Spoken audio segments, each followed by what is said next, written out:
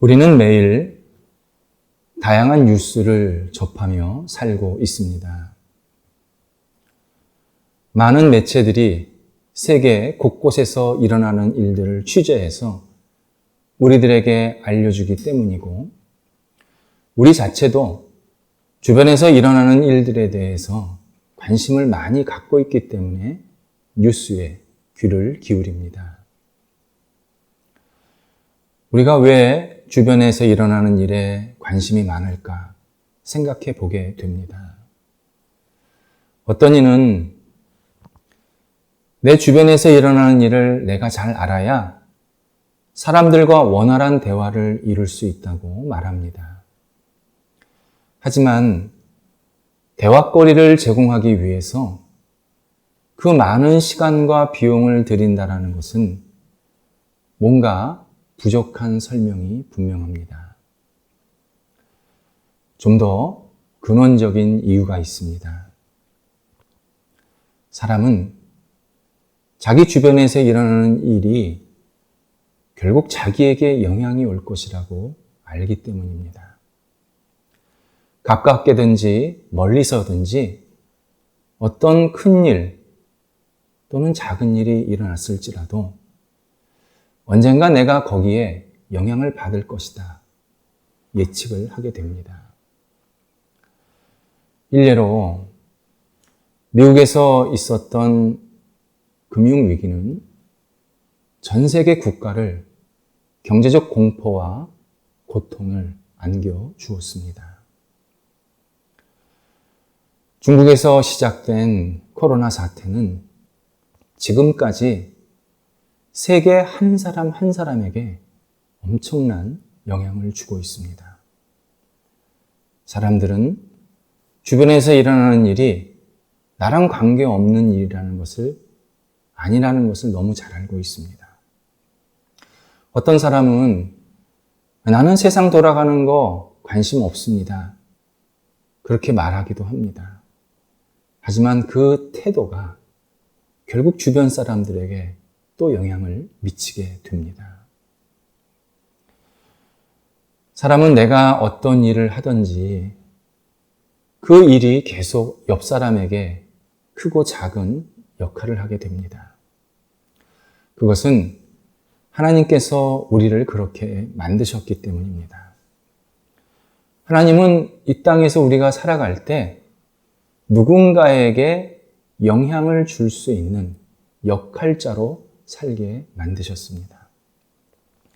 창세기 1장에서 하나님이 첫사람에게 너는 세상을 다스려라, 곧 관리하라 말씀하신 것이 바로 이런 뜻입니다. 사람은 내가 세상에서 어떤 일을 하면 참여자로 살게 되어 있습니다. 그래서 그 일을 통해서 누군가에게는 좋은 것이든 나쁜 것이든 영향을 줄 수밖에 없습니다. 그래서 우리는 삶의 태도가 그렇게 중요합니다. 부정적인 삶의 태도, 어두운 삶의 태도는 또 다른 부정적인 일을 만들어냅니다. 어두운 결과를 생산해냅니다.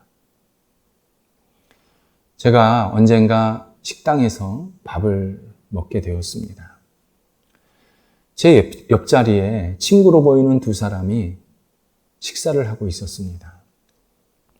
그런데 한 친구가 그 식당의 음식이 입맛에 맞지 않았는지 계속 불평을 하는 것입니다.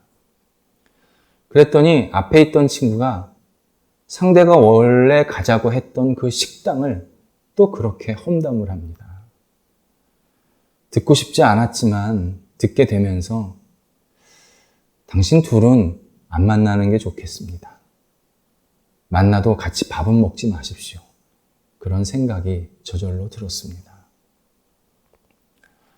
반면 우리의 삶의 태도 중에서 아주 긍정적이고 밝은 모습이 있습니다. 믿음입니다. 믿음은 옆 사람에게 계속 에너지를 줍니다. 특별히 하나님을 믿으면 옆 사람들에게 계속 긍정적이고 좋은 영향을 계속 주게 됩니다. 그래서 바울이 오늘 본문에서 아브라함의 믿음을 계속 강조하고 있는 것입니다. 아브라함이 하나님을 믿었더니 그 후손에게도 좋은 긍정적인 영향을 주었다. 그리고 아브라함의 믿음이 결국 이스라엘 백성뿐만 아니라 이방인들인 그 로마 사람들, 그리고 결국 우리 모두에게도 하나님을 믿으면 하나님께서 인정하시는구나, 하나님께서 좋은 결과를 주시는구나, 이것을 분명히 확인하게 해주었다. 이렇게 우리에게 설명하고 있습니다. 물론 아브라함은 하나님을 굳건히 믿을 만한 좋은 환경이나 상황은 아니었습니다. 구약성경 창세기 15장 1절에서 하나님이 아브라함에게 너는 두려워하지 말라, 이렇게 말씀하십니다. 이것은 그 즈음에 아브라함이 굉장히 고충이 많고 여러 가지 어려움을 당한 상황이 있었다라는 뜻입니다. 예를 들어서 14장에서, 창세기 14장에서 아브라함이 조카 롯을 구하기 위해서 그돌라오멜이라는 부족 국가와 전투를 하게 됩니다. 그돌라오멜은 그 지역에서 가장 힘이 강했던 부족 국가, 강대국이었습니다. 주변 나라들은 이 나라에 12년간 조공을 바치면서 살고 있었습니다. 아브라함이 전투를 해서 그돌라오멜을 이깁니다. 그런데 아브라함이 더 고민이 많아졌습니다. 자기는 떠돌입니다. 그돌라오멜은 안정적인 부족 국가입니다. 언제 그돌라오멜이 힘을 규합해서 자기를 공격해서 생명을 해칠지 몰랐습니다. 그래서 비록 아브라함은 한 번은 이겼지만 언제 내가 잘못될지 계속 마음이 불편했던 겁니다. 불안했던 것입니다. 이런 일은 우리들에게도 자주 있습니다. 일이 잘 안 되면 안 된다고 힘들고, 일이 잘 되면 잘 돼서 두려울 때가 있습니다. 내가 지금 일이 잘 되고 있는데 이게 계속 잘 될까?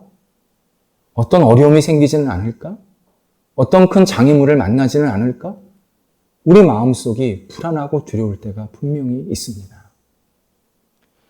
하나님을 믿으면 이런 불안감이나 두려움을 잘 이길 수 있는 것은 분명합니다. 그런데 사람에게는 하나님을 믿는 마음만 있는 게 아닙니다. 불신도 공존합니다. 오히려 대부분의 사람들, 그것이 예수를 믿던, 예수를 믿지 않던 대부분의 사람들은 불신이 믿음을 압도합니다.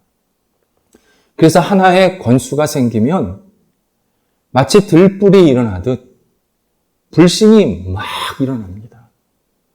그리고 재가 되듯 믿음은 서서히 사라집니다.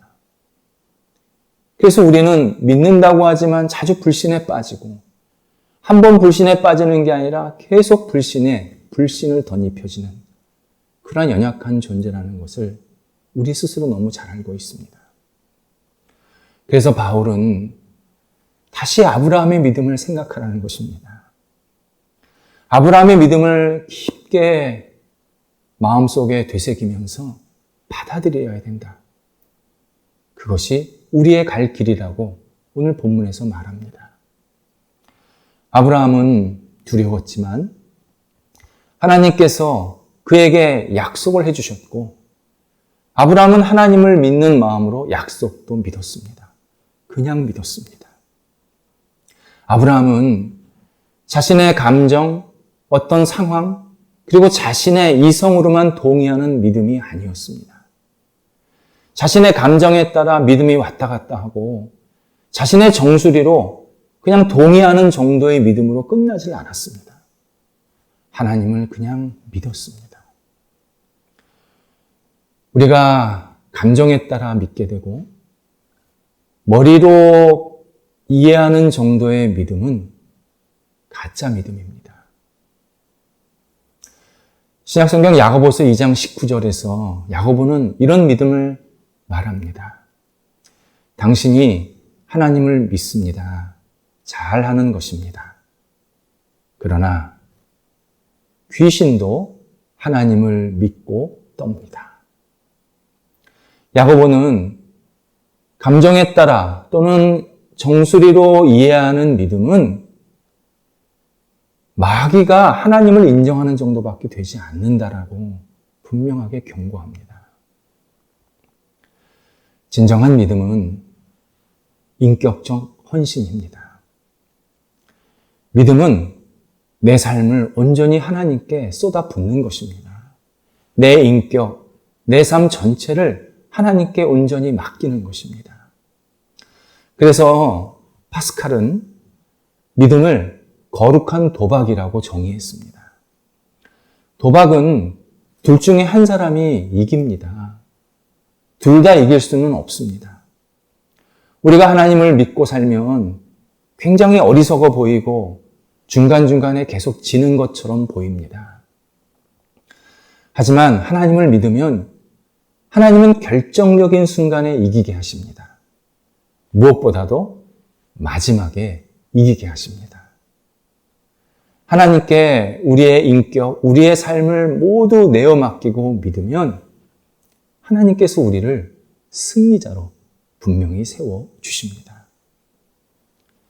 그래서 믿음은 용기입니다. 믿음은 이게 날까 저게 날까 자로 재면서 믿는 게 아닙니다. 머릿속으로 이해한 믿음은 아니면 말고 이렇게 쉽게 끝납니다. 그래서 교회 다니다가도 아니면 말고, 신앙생활 한다고 해도 아니면 말고 이렇게 쉽게 끝납니다. 전혀 에너지가 필요 없습니다. 하지만 진정한 믿음은 용기를 걷고 다 거는 거기 때문에 아니면 죽는 겁니다. 맞으면 사는 겁니다. 그런데 하나님은 당신께 우리의 삶과 인격을 용기 있게 맡기면 절대 우리를 실망시키지 않으십니다. 우리가 생각한 것보다 훨씬 큰 복과 은혜를 계속 채워주십니다. 무엇보다도 믿음은 바른 길을 가게 만들어줍니다. 우리가 내 개인적인 생각이나 판단에 따라서 살면 좌충우돌할 때가 많습니다. 이럴 때는 이렇고 저럴 때는 저렇고 이때는 맞았고 그때는 또 아니고 그러다 보면 우리가 가는 길의 끝이 낭떠러질 때가 대부분입니다. 하지만 하나님을 믿고 살면 우리가 가는 길은 진리이신 하나님이 기뻐하시는 길입니다. 그 길이 좁을 수 있습니다. 좀 돌아갈 수 있습니다. 굽을 수 있습니다. 하지만 그 길은 진리의 길입니다. 그리고 그 최종 목적지는 하나님께서 우리를 기쁘게 받으시는 하나님의 품이 됩니다. 진정한 믿음은 방황하지 않습니다. 올바른 길로 한 걸음 한 걸음 나가게 합니다.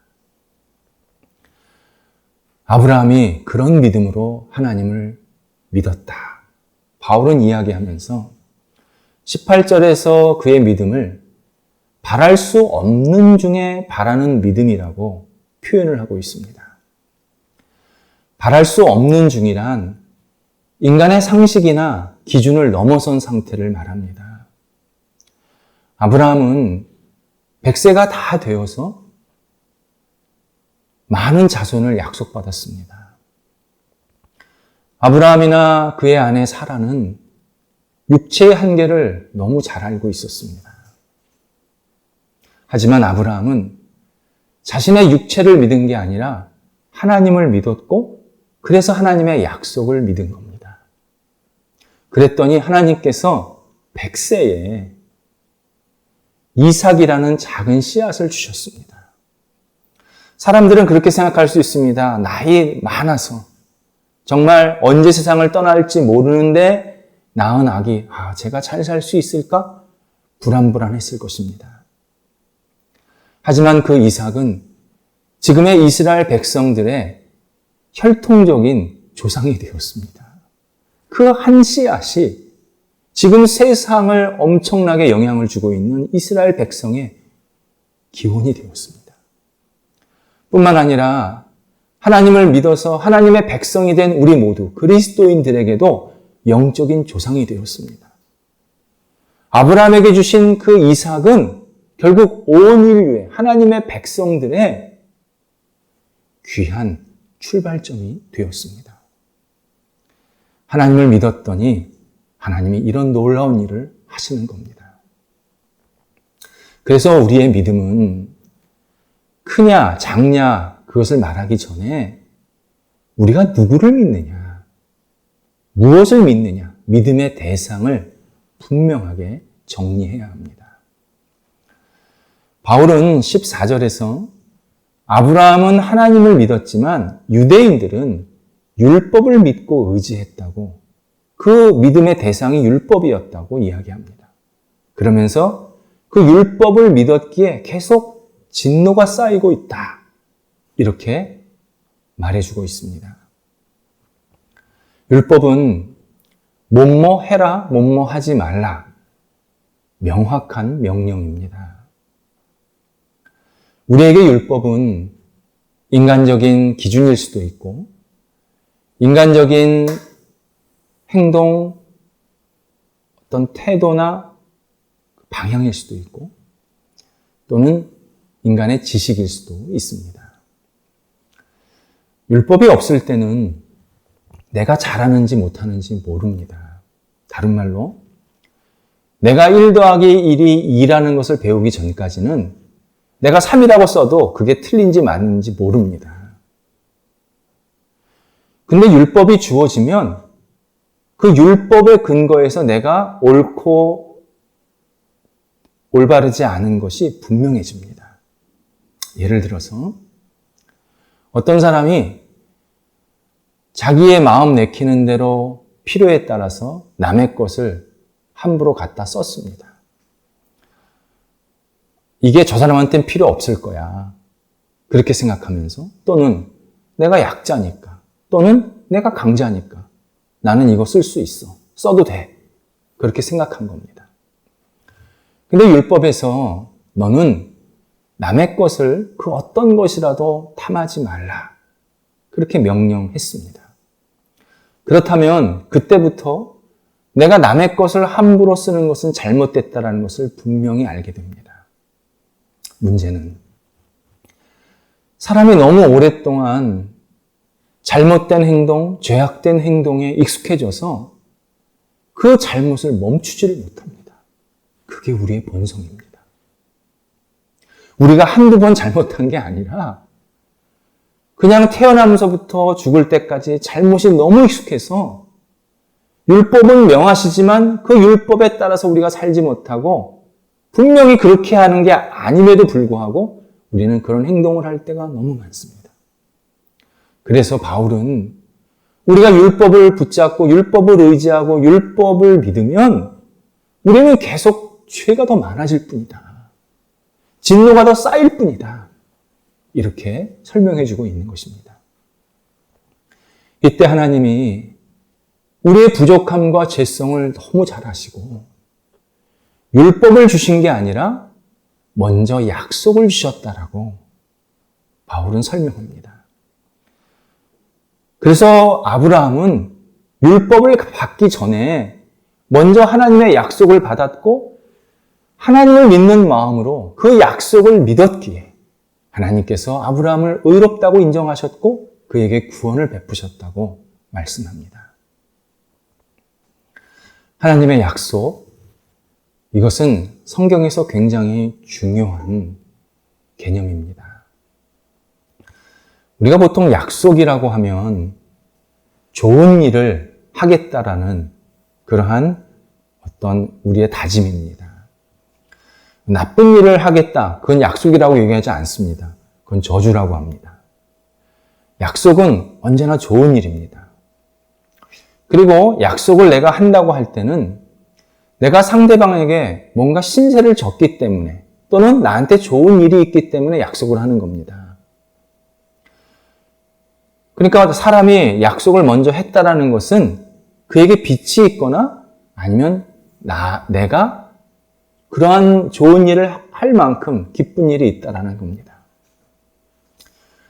그런 의미에서 하나님이 먼저 우리에게 약속하실 이유는 하나도 없습니다. 하나님은 인간에게 빚지지 않으셨습니다. 그리고 인간은 하나님께 계속 범죄했습니다. 불순종했습니다. 하나님이 우리를 보시면서 마음 아파하시는 게 많습니다. 그런데 하나님은 먼저 약속을 하십니다. 이유는 우리를 너무 사랑하시기 때문입니다. 우리가 하나님께 불순종하고 하나님을 잘 믿지 못하는 모습이 너무 마음 아프실 수도 있지만 그것보다는 우리 존재 자체를 너무 사랑하십니다. 그래서 우리가 잘못되게 그리고 망하고 그리고 죽기를 바라시지를 않습니다. 우리가 복되기를 원하십니다. 우리가 잘 되기를 원하십니다. 우리가 기쁨과 그리고 감사의 삶이 지속되기를 원하십니다. 하나님 그런 마음으로 우리에게 먼저 약속하신 겁니다. 하나님께서 아브라함에게도 약속을 몇 가지를 하셨습니다. 그 중에 바울은 13절에서 아브라함은 세상의 상속자가 될 것이다. 그 약속 중에 하나를 우리들에게 소개해 주고 있습니다.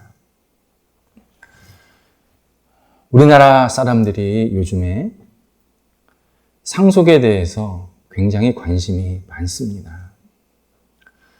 서양 사람들은 상속에 대한 생각을 이미 일단락쳤습니다.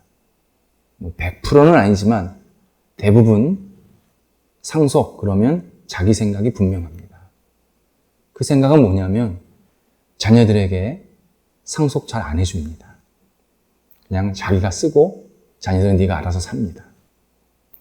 제가 깜짝 놀란 것은요. 저희 아이 친구 중에 꽤 잘 사는 친구가 있는데 그 친구가 등록금 걱정을 하는 겁니다. 미국인 친구인데. 그래서 이제 아이가 왜 그러지? 했더니 자기가 등록금을 다 낸다는 겁니다. 그리고 돈을 빌려서 나중에 취직하면 그걸 갚는다는 겁니다. 보통 론이라고 그럽니다. 그러니까 이제 우리나라 사람 생각은 다 부모님이 등록금 내주는데 그 아이는 펄쩍 뛰더라는 겁니다. 왜 부모님 돈을 받고 내가 공부를 하느냐. 부모님 돈은 부모님 돈이다. 그렇게 얘기를 한다는 겁니다. 우리나라가 가난했던 시절에는 상속할 것도 받을 것도 없었습니다. 그런데 경제적인 발전이 이루어지고 부가 축적이 되면서 상속 거리가 생겼습니다. 그래서 우리나라 사람들이 나는 상속을 받을 수 있을까 없을까? 받으면 얼마나 받을까? 초미의 관심입니다. 유대인들의 지혜를 집약해 놓은 탈무드에 상속 이야기가 반복적으로 등장합니다. 그 내용은 동일합니다. 부모가 자녀에게 상속을 해주려면 세상을 떠난 다음에 또는 세상을 떠나기 바로 직전에 넘겨야 된다는 겁니다. 부모가 살아있을 때 자녀에게 상속을 해주면 자녀가 망가진다고 경고합니다. 그리고 부모와 자녀 간의 관계가 깨지는 경우가 많다고 또한 경고합니다. 경영권도 그렇습니다. 경영을 넘길 때는 내가 그 부모님이 경영을 완전히 손 뗄 때 넘겨야 된다는 겁니다. 그게 탈무드의 가르침입니다. 이런 가르침을 들으면 우리나라 특히 자녀 세대, 젊은 세대들은 마음이 불편할 수 있습니다. 하지만 인류 최초로 부를 축적했고 그 부를 자녀들에게 넘겨주어 봤던 유대인들이 오랜 경험 끝에 우리들에게 지혜를 알려주고 있습니다. 상속은 그 개념 자체가 미래에 관한 일입니다. 그래서 하나님도 아브라함에게 너는 세상의 상속자가 되리라, 될 것이다 약속하신 겁니다. 이것을 창세기 17장 7절에서는 나는 하나님입니다. 나는 너의 하나님이 되리라, 될 것이다 이렇게 약속하셨습니다. 아브라함아, 네가 지금 나를 믿어서 모든 게 다 끝난 것이 아니다. 너는 현실에서 많은 어려움과 힘든 일이 생길 것이다. 그러나 나는 너를 지킬 것이고 보호하는 그런 보호자가 될 것이고 마지막에는 내 나라에 네가 상속받게 될 것이다. 그렇게 약속을 하고 계십니다. 아브라함에게 약속한 세상의 상속자에서 세상은 하나님이 모든 것을 전권적으로 주관하시는 새하늘과 새 땅입니다. 하나님 나라입니다. 이것을 지금 우리들에게도 약속하고 계시는 겁니다. 우리가 하나님을 믿으면 하나님께서 우리를 이 땅에서 늘 지키시고 보호하실 뿐만 아니라 마지막에 세상이 다 심판을 받게 될 것인데 그때 하나님을 믿었던 사람들은 하나님 나라를 상속받을 것이라고 약속을 하고 계십니다. 아브라함이 믿음으로 세상의 상속자가 되었다라는 이것은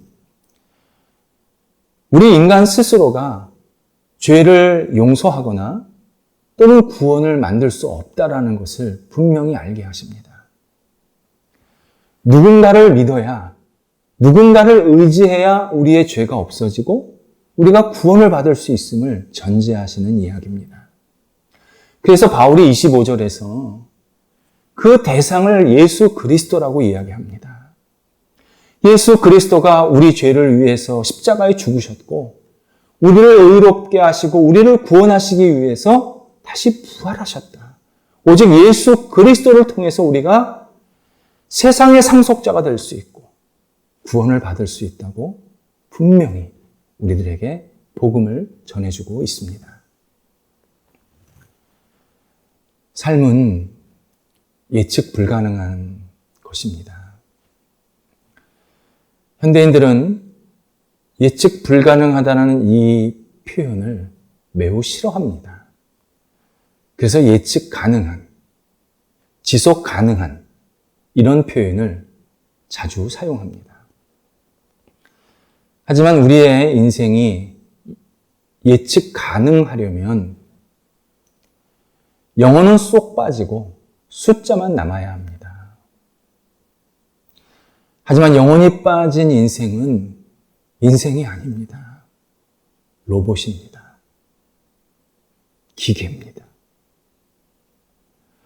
우리는 오늘 웃지만 내일 울 수도 있습니다. 반대로 오늘 울지만 내일 웃을 수도 있습니다. 영혼이 있기 때문입니다. 그래서 우리의 삶은 예측 불가능한 것이 맞습니다. 그게 현실이고 진실입니다. 이때 예측 불가능한 우리의 인생 속에서 제일 필요한 게 믿음입니다. 믿음은 어떤 일이 벌어질지를 모르는 내일을 준비하는 최고의 지혜입니다. 우리가 하나님을 전적으로 믿고 의지하면 하나님께서는 내일 어떤 일이 일어날지는 우리가 모르지만 그 상황 속에서 우리를 계속 지키시고 보호하시고 가장 선하게 이끌어 가십니다. 무엇보다도 믿음은 내일만 준비하는 게 아닙니다. 세상 끝날도 준비하게 하는 정말 큰 지혜입니다. 우리를 하나님 나라의 상속자 되게 만드십니다.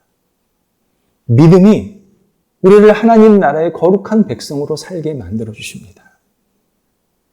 그래서 믿음은 우리가 생각한 것보다 굉장한 복입니다. 사람들은 믿음을 선택한다고 생각하지만 실제로 선택이 아니라 정말 우리가 이 땅을 살아가는 한 사람이라면 누구나 믿음을 갖고 살아갈 수밖에 없습니다. 믿음은 우리를 살립니다. 그리고 하나님은 이 믿음을 갖고 우리가 살기를 간절히 기대하십니다. 기도하겠습니다. 하나님, 저희들이 부족하지만 하나님을 믿게 하신 것 감사합니다. 믿을 때 우리의 감정에 따라 우리의 머리로 하나님을 받아들이는 것이 아니라 오직 우리의 인격과 삶과 생명을 다하여 하나님만을 믿고 의지하는 저희들이 되도록 인도하여 주옵소서. 하나님, 이 복된 구원의 방법을 저희들에게 알려주셔서 감사합니다. 흔들리지 않게 하여 주시옵시고 오직 하나님 그리고 예수 그리스도만을 의지하고 믿음으로 날마다 주님의 백성으로 살아가게 하시고 이 세상 끝날 하나님 나라를 거룩하게 이어받는 하나님의 사람들이 될 수 있도록 인도하여 주옵소서. 예수님의 이름으로 기도드립니다. 아멘.